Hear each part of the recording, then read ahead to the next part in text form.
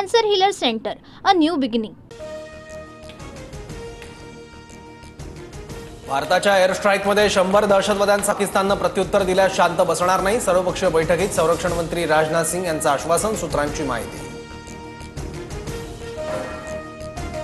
Operation सिंदूर अजून संपलेलं नाही. सर्वपक्षीय बैठकीनंतर किरेन रिजिजू यांचं मोठं वक्तव्य.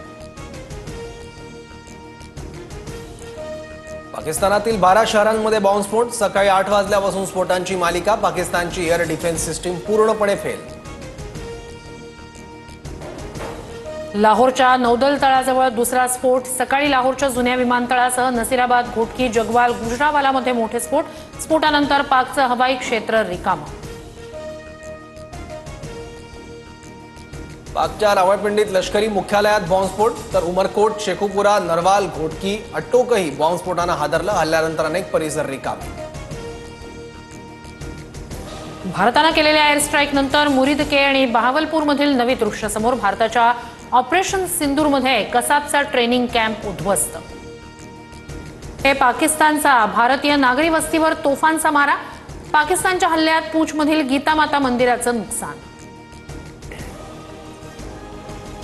ऑपरेशन सिंदूर नंतर अजित डोवाल आणि पंतप्रधान मोदींमध्ये 50 मिनिटं बैठक. पाकिस्तानकडून होत असलेल्या कारवाईबाबत बैठकीत चर्चा.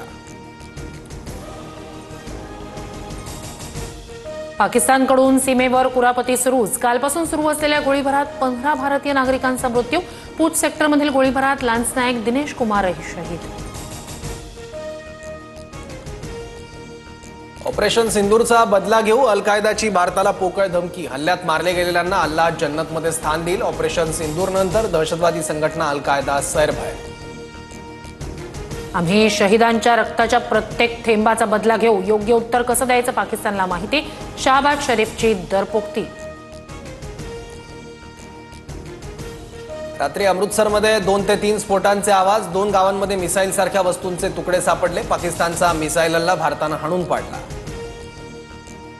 भारत पाकिस्तान लवकरच तोडगा काढतील. दोन्ही देशांनी संयम बाळगावा. शत्रुत्वाची भावना लवकरच संपेल. भारत पाक तणावाच्या पार्श्वभूमीवर डोनाल्ड ट्रम्प यांचं वक्तव्य. पाकिस्तानला मदत करणाऱ्या चीनची भाषा ऑपरेशन सिंदूर नंतर बदलली. पाकिस्तानने संयमाने घ्यावं. युद्धजन्य परिस्थिती निर्माण होईल. असं काही करू नये. चीनचा पाकिस्तानला सल्ला. ऑपरेशन सिंदूर नंतर भारतानं सीमेवर गस्त वाढवली. पाकला प्रत्युत्तर देण्यासाठी भारतीय सैन्यही सतर्क.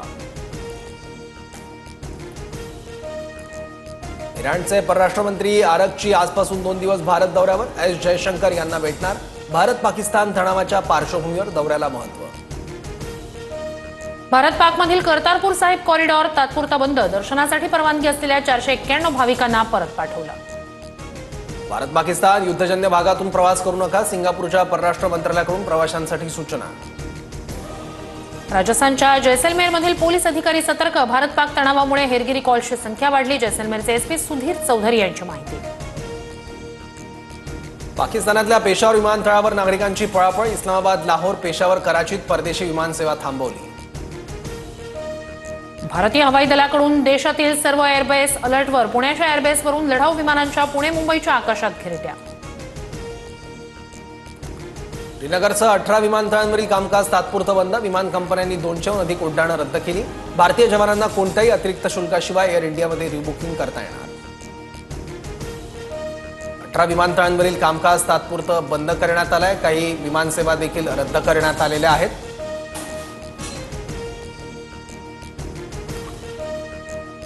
Cancer Healer Center, a new beginning.